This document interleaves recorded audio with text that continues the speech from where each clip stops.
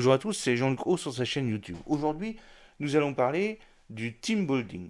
Le team building fait partie intégrante du management et est utilisé dans les départements ressources humaines des grandes sociétés. Cela signifie construction d'équipe. Alors quel est l'objectif du team building? L'objectif est d'aider les personnes qui travaillent ensemble à fonctionner mieux en équipe. Il s'agit de leur faire comprendre comment utiliser au mieux les forces individuelles et de l'équipe, comment résoudre des problèmes sous la responsabilité de l'équipe, comment améliorer les performances de l'équipe. Alors comment reconnaître une équipe performante, vous allez me dire? Tout d'abord, il semble important de distinguer les termes équipe et groupe. Un groupe est constitué de personnes qui doivent se concentrer sur leurs objectifs et leurs responsabilités personnelles.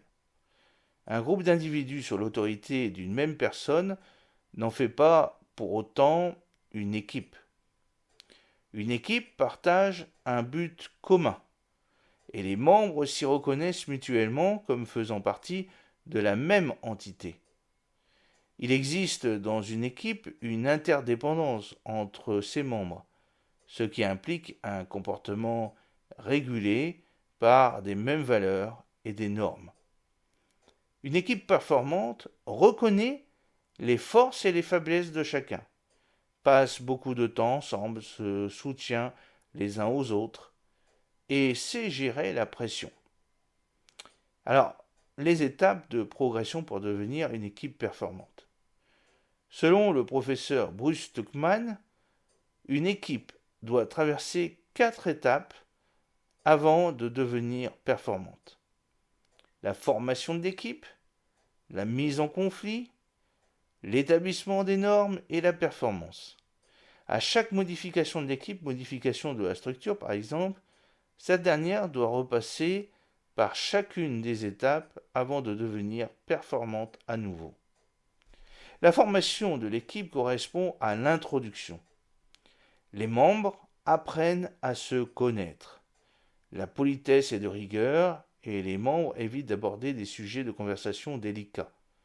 Chacun garde ses impressions pour soi et reste plutôt renfermé. La mise en conflit est une étape très délicate. Les réactions se font plus vives et défensives.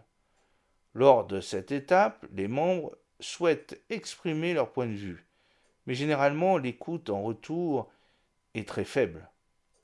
Les membres tentent de mettre à l'épreuve leur manager et refusent de collaborer. L'établissement des normes correspond au beau temps après la tempête. En effet, l'étape précédente a fait remonter à la surface les difficultés qu'il va falloir surmonter pour pouvoir avancer. C'est là que commence à apparaître un vrai esprit d'équipe.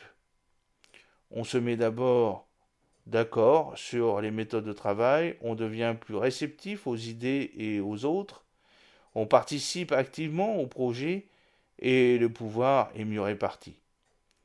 L'équipe performante a atteint la maturité et est désormais capable de répartir complètement le pouvoir et les responsabilités entre ses membres. On observe dans ces équipes un niveau de créativité élevé, une ouverture et une confiance envers chacun, une grande flexibilité dans la contribution de chacun et les points de vue différents sont facilement acceptés. Inutile de brûler les étapes, chacune d'entre elles est essentielle au bon développement de l'équipe. La plupart du temps, cette évolution ne se fait pas naturellement et nécessite de l'aide au risque de rester bloqué à l'étape de mise en conflit. Le processus. Les animations team building utilisent le processus d'apprentissage expérientiel proposé par David Kolb.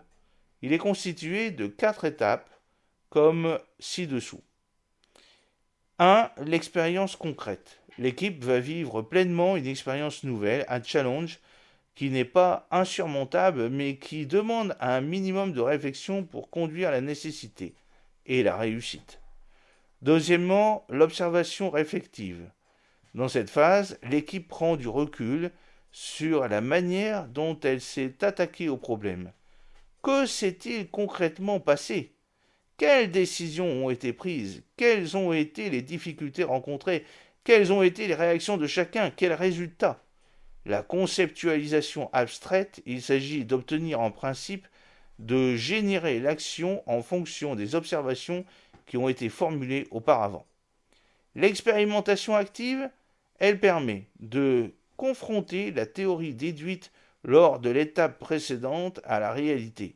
Il s'agit donc de conduire une nouvelle action selon les principes du concept évoqué et de vérifier si le concept est bien fondé.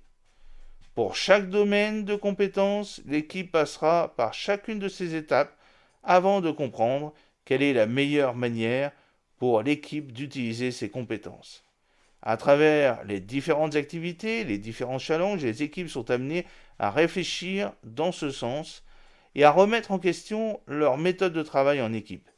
Grâce au débriefing constructif, les équipes sont amenées à réfléchir sur les meilleures manières d'utiliser ces acquis dans le cadre de leur travail. J'espère que cette petite vidéo vous a plu. N'oubliez pas de cliquer sur le pouce pour la promouvoir, de vous abonner si ce n'est pas encore fait et de partager cette vidéo sur vos réseaux sociaux. A très bientôt, fidèlement Jean-Luc Haut.